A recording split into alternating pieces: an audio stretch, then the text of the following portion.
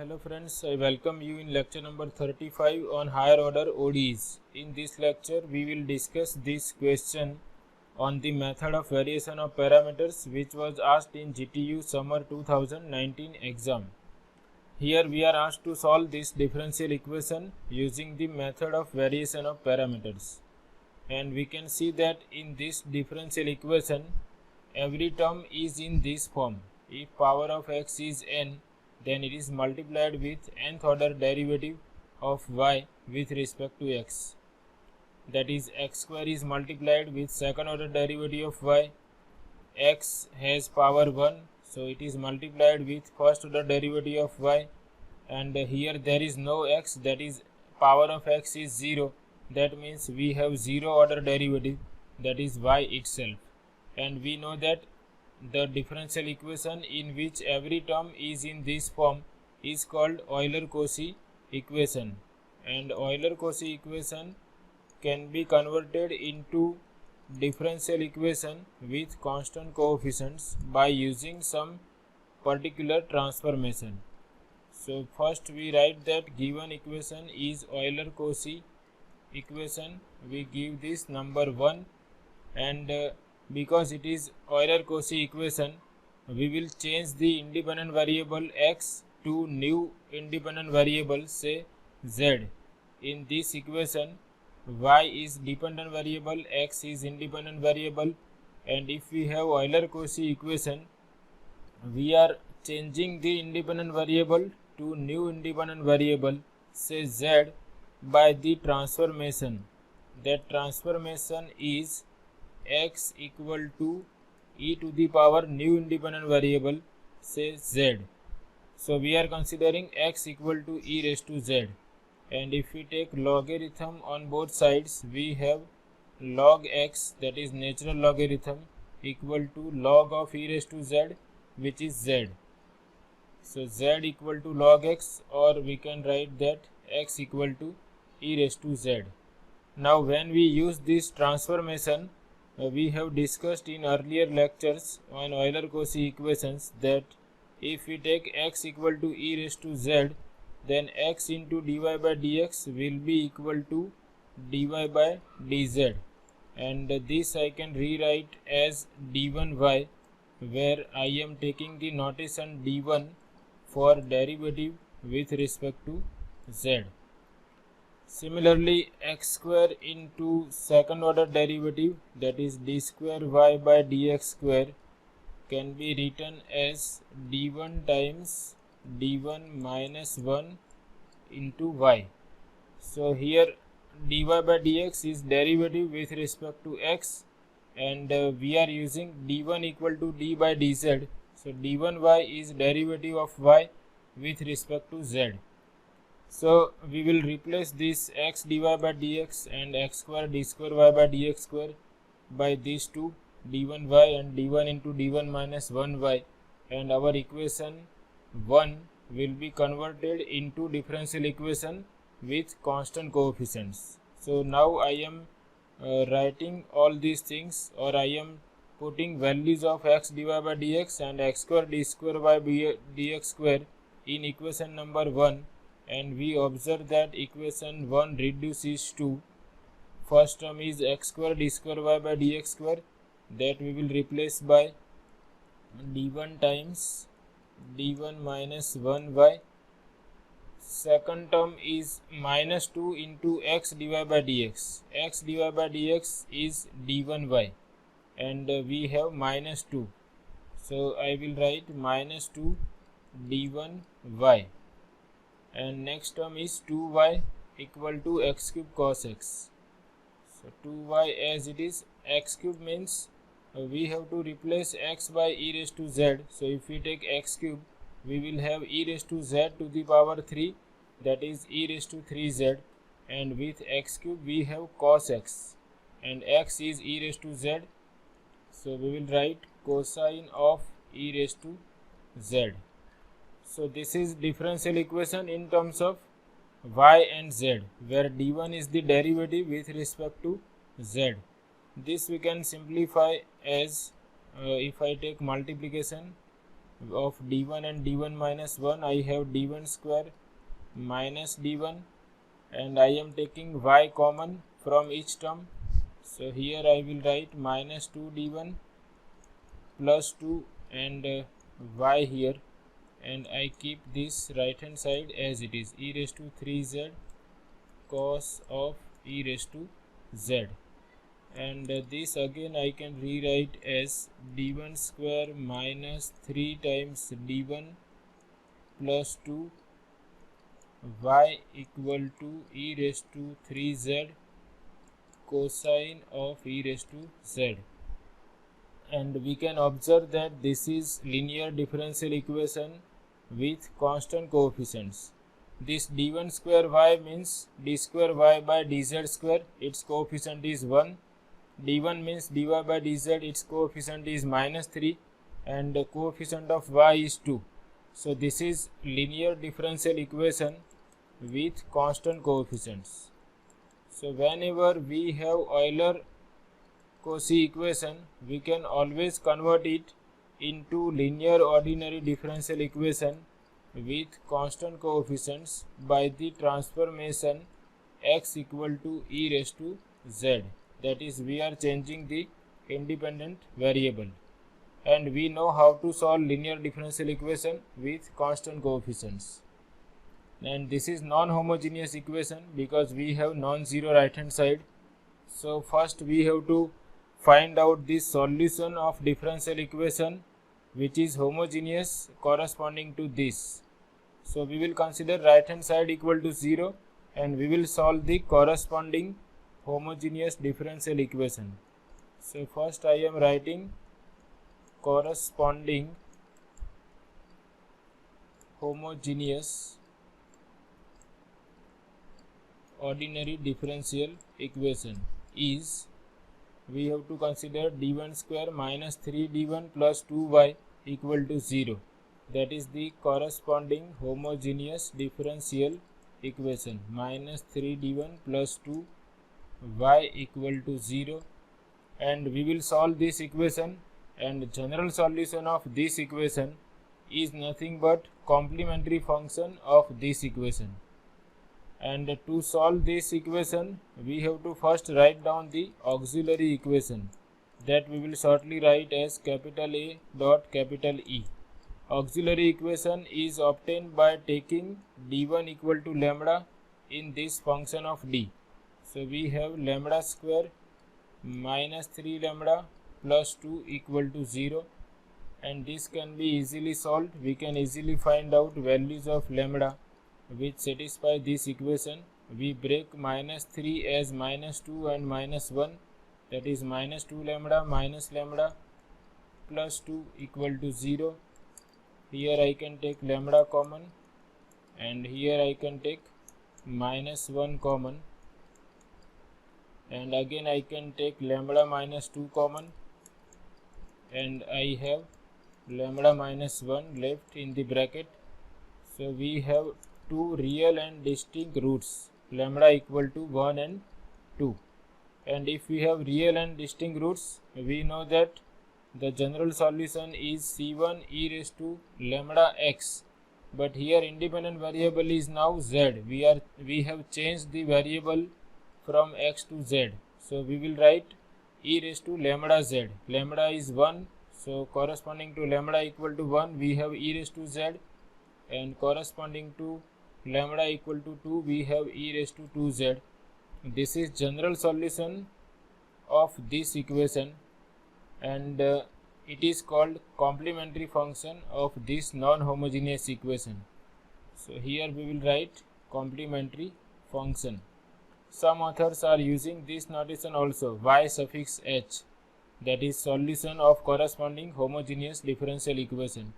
So that is also valid. Either you can write CF or simply you can denote it by y suffix h. Second thing is, we have to find out the particular solution. Now you can use shortcut methods also to decide the particular integral, but here it is specified that you have to use the method of variation of parameters to find out the solution of given equation. So here we must solve this equation by method of variation of parameters. And for method of variation of parameters, first we have to decide the Wronskian of these two functions which are present in the complementary function, and we will denote them by y1 and y2.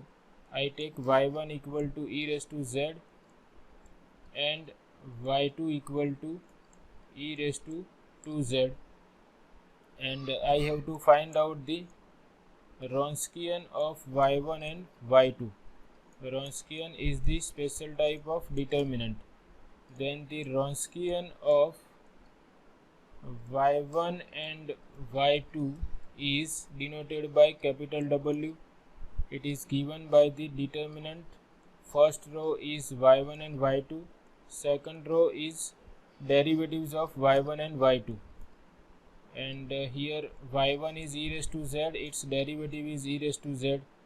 y2 is e raised to 2z, its derivative is e raised to 2z times 2 by chain rule.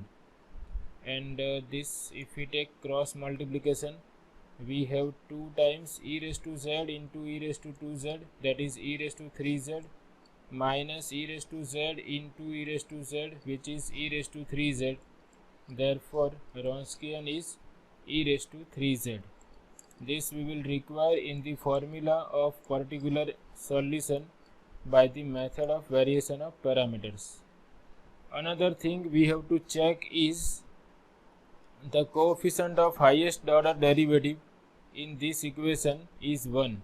Here highest order derivative is d1 square y or d square y by dz square, and its coefficient is 1. If it is not 1, we have to make it 1 before applying the formula of particular integral in the method of variation of parameters. But here it is already 1, and we will consider this function as right hand side function, which we denote by small r. So here r is a function of z given by e raised to 3z times cos of e raised to z. So first we take the notation for that function. Here right hand side function is e raised to 3z into cosine of e raised to z. Let me check again. E raised to 3z times cosine of e raised to z. So we have Wronskian as well as right hand side function. We are also having y1 and y2, which are the solutions of corresponding homogeneous differential equation. And once we have all these things ready, we are able to find out the particular integral or particular solution by the method of variation of parameters. And it is ready-made formula. Particular integral is denoted by y suffix p, and it is given by minus y1 inside the integral y2 into r over Wronskian integral with respect to z here. Be careful, our independent variable is z now, plus now y2 outside, y1 is inside the integral r and Wronskian as it is integral with respect to z. We are having all these things now, so we substitute them inside the integral. What is y1? y1 is e raised to z, y2 is e raised to 2z, Wronskian is e raised to 3z, and r is e raised to 3z cos of e raised to z. y1 is e raised to z, y2 is e raised to 2z, r is e raised to 3z into cosine of e raised to z, and Wronskian is e raised to 3z integral with respect to z. And here only change is we have to interchange these two, y2 outside, y1 inside. Rest of the things as it is, and here negative, instead of negative we have positive. E raised to 2z, e raised to z, rest of the things as it is, e raised to 3z cosine of e raised to z divided by e raised to 3z integral with respect to z. And here these two will get cancelled here also, and therefore let's write what we are having now after cancellation. Here I have e raised to z, e raised to 2z into cos of e raised to z, and e raised to 2z I am writing as e raised to z into e raised to z. So e raised to z cos of e raised to z, and I am writing e raised to 2z, or I break e raised to 2z into e raised to z into e raised to z for the purpose of integration. And here I will have e raised to z cos e raised to z. So plus e raised to 2z, and I am writing in this way cos of e raised to z. E raised to z I write with dz. So I am rewriting all these things because that will be easy for evaluating these integrals. Now we have to integrate these two. So for that we will change the independent variable. Suppose we consider this e raised to z equal to, say, new variable t, then e raised to z dz will be equal to dt. Therefore I have written e raised to z with dz. So in both the integrals now I am taking e raised to z equal to t, and therefore e raised to z dz will be equal to dt. Or you can understand in this way, we are taking e raised to z equal to t. So t is function of e raised to z, therefore derivative of t with respect to z is e raised to z, and therefore dt equal to e raised to z into dz. So I will replace e raised to z dz by dt and e raised to z by t in both the integrals, and then let's see what happens. I will not make any changes in the function of z which is outside the integral. I will keep them as it is. Inside the integral I am taking e raised to z equal to t. So here I will write t.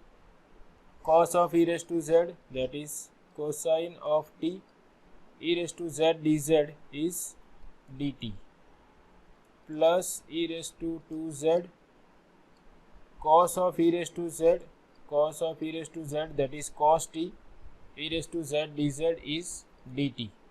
And after integral we will, after evaluating these two integrals, we will replace t by e raised to z. Now we evaluate these two integrals. Yp is minus e raised to z.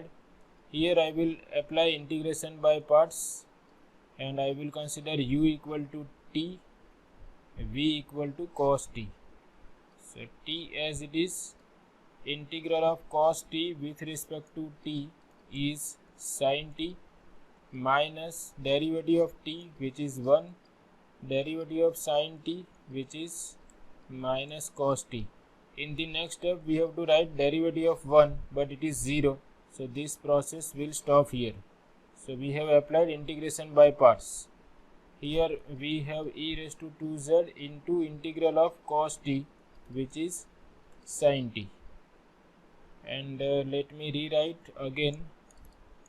Therefore yp equal to minus e raised to z, this I can rewrite as t into sin t, negative negative positive, plus cos t, plus e raised to 2z into sin t, and now we replace t by e raised to z.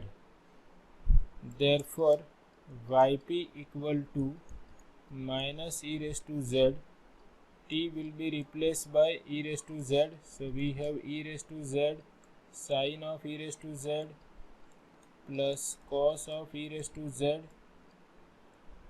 plus e raised to 2z sin of e raised to z.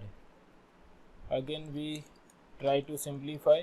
Therefore yp is, we multiply this whole bracket by e raised to z with negative sign. So I have e raised to z into e raised to z, which is e raised to 2z sin of e raised to z minus e raised to z cos of e raised to z plus e raised to 2z sin of e raised to z, and these two will cancel each other.